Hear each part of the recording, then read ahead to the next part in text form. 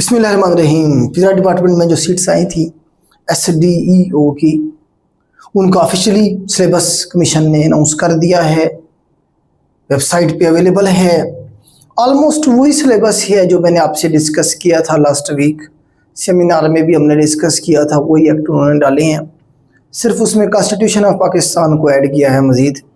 तो ज़रा हम देखते हैं किस तरह से ये लेके चलेंगे, और इसका जो सिलेबस नया आया है तो वो उस पर ज़रा देख लेते हैं हम कि कौन कौन सा सिलेबस है, कितने एग्ज़ाम होंगे। एक तो 3 एग्ज़ाम होंगे, जैसे मैंने आपको बताया था पहले ही कि एक उसका जीके का पेपर होगा, पेपर 1 जो होगा आपका, पेपर 1 ये आपका जनरल नॉलेज का जीके का होगा। जीके में क्या होगा जी, पाकिस्तान अफेयर होगा। उसके बाद आपकी ज्योग्राफी होगी, world geography, Pakistan geography. Everyday science होगी, मैथमेटिक्स का पोर्शन होगा, उर्दू और इस्लामिक स्टडीज़ का पोर्शन होगा। नॉन मुस्लिम के लिए इस्लामिक स्टडीज़ की जगह पे जीके का पोर्शन होगा। उसके बाद इंफॉर्मेशन टेक्नोलॉजी IT का पोर्शन इसमें होगा। यूज़ ऑफ AI मतलब कंप्यूटर का पोर्शन होगा, साथ में ज़्यादा जो पोर्शन होगा वो IT वाला पोर्शन होगा, या AI के यूजेज के हवाले से सवाल होंगे। और करंट अफेयर का पोर्शन होगा और इंग्लिश का पोर्शन होगा, वही 9-10 सब्जेक्ट जो होते हैं जनरल। ठीक है, ये आपका होगा किसमें, 100 नंबर का जीके का पेपर होगा। ठीक है, इसमें उन्होंने क्या कहा, MCQs में include question aimed to assess logical reasoning, verbal reasoning and quantitative reasoning capability of the candidates. Syllabus होगा यही।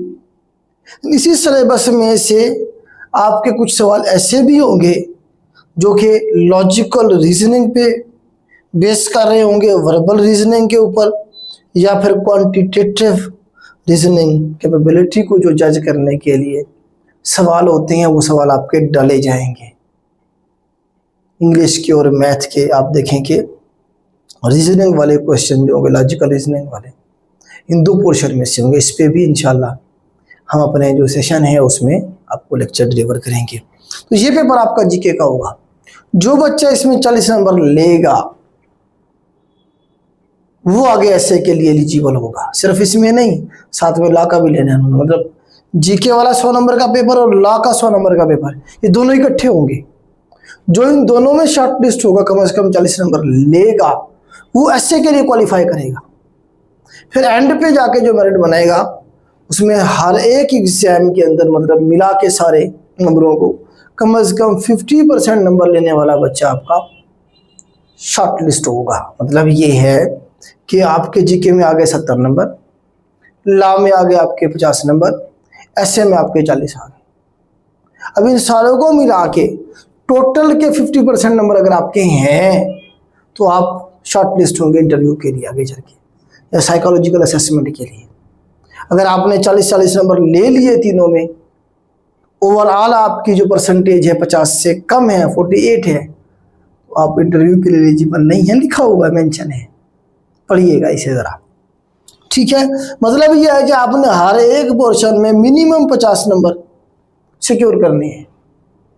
ओवरऑल मिला के आपके 50% नंबर होने, अगर एक में कम है तो दूसरे में आपके ज़्यादा होंगे। मतलब ऐसे वाला जो शॉर्टफॉल है वो जीके में और लॉ वाले में कवर किया जा सकता है, अगर ऐसे में आपके 40 नंबर आते हैं तो। पेपर आपका जो है ना जी 2 है एक, जिसमें इंग्लिश ऐसे और डिस्क्रिप्टिव आपने ऐसे लिखना होगा 100 नंबर का। पेपर 3 वही आपका एक्ट वाला मैंने जो आपको बताया था, इसमें उसने क्या किया है, नंबर 1 जर्नल लीगल अंडरस्टैंडिंग, मतलब कॉन्स्टिट्यूशन ऑफ पाकिस्तान, उसकी जो लीगल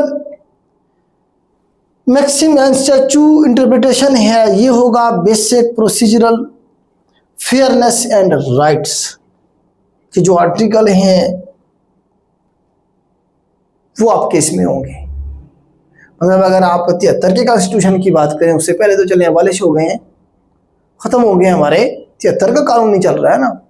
उसके अगर 280 आर्टिकल हैं तो उसके कम से कम 100-150 आर्टिकल आपको करने पड़ेंगे, वो जिसमें जो है जी बेसिक प्रोसीजरल और फेयरनेस और राइट्स के हवाले से हैं। जिस तरह के चैप्टर जिसमें आप देखें कि फंडामेंटल राइट्स का एक चैप्टर है, मेरे ख्याल से चैप्टर 2 है शायद, जिसके अंदर जो है आर्टिकल 8 से लेके आर्टिकल मेरे ख्याल से 28 तक सारे सेक्शन हैं जो फंडामेंटल राइट को डील कर रहे होते हैं। ठीक है, बताने का मकसद ये है कि इसके अंदर आपका लॉ का जो कॉन्स्टिट्यूशन ऑफ पाकिस्तान है ये भी डाल दिया गया है। ठीक है, आगे चलते हैं जी। CRPC 1898 वाला, इसमें अरेस्ट के रिलेटेड जो सेक्शन है वो सारे होंगे, सर्च के रिलेटेड सारे होंगे, ट्रायल के रिलेटेड सारे, और अपील्स के रिलेटेड सारे सेक्शन होंगे, सारे आपने करने हैं। इसी तरह से पाकिस्तान पीनल कोड PPC के 1860 वाला जो है, इसमें criminal liability, public offences and abetment के रिलेटेड जो सेक्शन है वो सारे आपने करने हैं। ठीक है, उसके बाद रेलिवेंट लॉ कौन कौन से हैं जी, इसमें Punjab enforcement and regulation act, पीरा एक्ट 2024 का ये मुकम्मल करना है आपने, जिसमें ऑब्जेक्टिव है, पावर्स हैं और इन्फोर्समेंट का फ्रेमवर्क है, ये सारा होगा। Punjab price control and essential commodities act 2024 का, प्राइस कंट्रोल का जो एक्ट है उसमें से होंगे कुछ। Punjab prevention of holding act 2020 का, और आगे है हमारे पास कॉलोनाइजेशन ऑफ गवर्नमेंट लैंड्स 1912 का एक्ट, पंजाब टेनेंसी एक्ट 1887 का, पंजाब लैंड रेवेन्यू एक्ट 1967, सबसे बड़ा एक्ट ये है, सबसे ज़्यादा पोर्शन इसी में से होगा। Punjab enforcement and regulatory authority जो रूल्स हैं 2025 के, इसमें से भी पोर्शन होगा। तो आजकल जो आप देखते हैं ना एक्ट में से नहीं आया तो किधर से आया, रूल्स में से आया होता है वो, तो ये भी हम सारे करेंगे अपने सेशन में। ठीक है, ऑलमोस्ट वही सिलेबस से आप देखें, थोड़ा सा नोट पढ़े उन्होंने क्या लिखा है जो मैं आपको बताना चाह रहा हूँ। उन्होंने कहा यहाँ पे देखें, all candidate will be called for paper 1 and paper 3। Law वाले और जीके वाले पेपर के लिए सबको बुलाया जाएगा फेज 1 में जिन्होंने अप्लाई किया है। The candidate who obtain 40% marks in each paper will be called for remaining paper 2 ऐसे के लिए 40% नंबर ले गए इन दोनों पेपर में, 40-40, वो ऐसे के लिए शॉर्ट लिस्ट होगा। आगे चले, a candidate must obtain 40% marks in each subject, 40% लाजमी है, and 50% marks in aggregate to qualify करने के लिए 50% एग्रीगेट ओवरऑल। मतलब ऐसा नहीं है कि एक में आपके 70 आ गए, दूसरे में 70 आ गए, तीसरे में आपके जो है 35 आ गए। ओवरऑल अगर मीन आए तो 50% ज़्यादा बनते हैं। ये नहीं है कि ओवरऑल आपके 50% बन रहे हैं और चाहे एक में आपके 40 से कम भी है तो आप शॉर्टलिस्ट हो जाएंगे, ऐसा नहीं है। कम से कम हर एक पेपर में 40, ओवरऑल 50% कम से कम आपकी चाहिए यहाँ पे percentage. Candidate who will qualify written examination shall be called at 1:5 ratio for interview और साइकोलॉजिकल असेसमेंट के लिए। एंड पे आके फिर 1:5 की रेशियो से आपका मेरिट बनेगा और आपको इंटरव्यू साइकोलॉजिकल असेसमेंट होगी, फिर इंटरव्यू होगा आपका। नेगेटिव मार्किंग होगी दोनों पेपर में, मतलब जीके वाले पेपर में भी और लॉ वाले पेपर में भी होगी। ठीक है, सेंटर जो आपने रखा है वो ही आपका चलेगा, वो आप चेंज नहीं कर सकते हैं, ये उन्होंने बताया हुआ है। ठीक है जी, तो ये आपकी थी सिलेबस 25 लास्ट डेट अप्लाई करने के। बेटा देखिए, दो चीज़ें हैं, एक तो ये कि आप में से बहुत सारे लोग सिलेबस को देख के समझेंगे कि यार ये इतना सारा हिसाब, वैसे इन्हें कुछ ख्याल करना चाहिए था। तो एक बच्चा फ्रेश अभी ग्रेजुएशन करके निकला या मास्टर करके निकला, तो वो वकील थोड़ी है इतने सारे एक्ट वो कर लेगा, पता नहीं क्या चाहते हैं यार। एक एक्ट डाल दो आप, चलो जैसे तैसे करके बच्चे कर लेंगे, 2 डाल दो आप, इतने सारे एक्ट डाल दिए, ये सारी जिंदगी नहीं हो सकती है, करना चाहें तो सारे 100%, लेकिन करने हैं, क्या करें, मजबूरी है इसी सिस्टम के लिए। मेरा है कि आपने सीट निकालनी है। तो आपको मैं बताना ये चाह रहा हूँ कि पैनिक नहीं करना कि यार ये तो इतना सारा है जी, मैं तो अप्लाई नहीं करता। वही अप्लाई करें। ये जो सिलेबस है ये सबके लिए, सिर्फ आपके लिए नहीं है। आपके जो कंपटीटर है उनके उन्होंने भी तो यही तैयार करना है। आपके अगर कंपटीटर कर लेंगे इन सारे एक्ट को, तो आप भी कर लेंगे। अगर वो कर सकते हैं तो आप भी कर सकते हैं, और करें, टाइम थोड़ा है।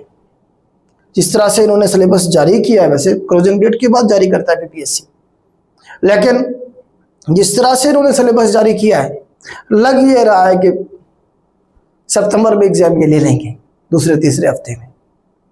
तो थोड़ी सी स्पीड बढ़ाएं, हम भी अपनी स्पीड बढ़ाएंगे। एक्ट के हवाले से हमारा जो बैच शुरू होने जा रहा है 25 से शुरू होने जा रहा है, जिसकी फीस हमने 4000 रखी है। बिजनेस और एक्ट है बेटा, मेरा सब्जेक्ट नहीं है लॉ का। इसके लिए आपके पास जो एक्सपर्ट्स हैं, जो ऑलरेडी इन सारे केसेस को, इन सारे एक्ट को डील कर रहे हैं, वो आपको आके इधर पढ़ाएंगे। फीस उसकी हमने 4000 रखी है बेटा। ये रिकॉर्डेड बैच होगा, मतलब हम आपको लेक्चर प्रोवाइड कर देंगे, आपकी मर्जी आप 1 दिन में कर लें, आपकी मर्जी 1 हफ्ते में कर लें, आपकी मर्जी 1 महीने में कर लें। मतलब जो हम आपको ये प्रोवाइड करेंगे ये आपके एग्जाम तक आपके पास अवेलेबल रहेंगे, जब तक आपका ये पेपर नहीं हो जाएगा।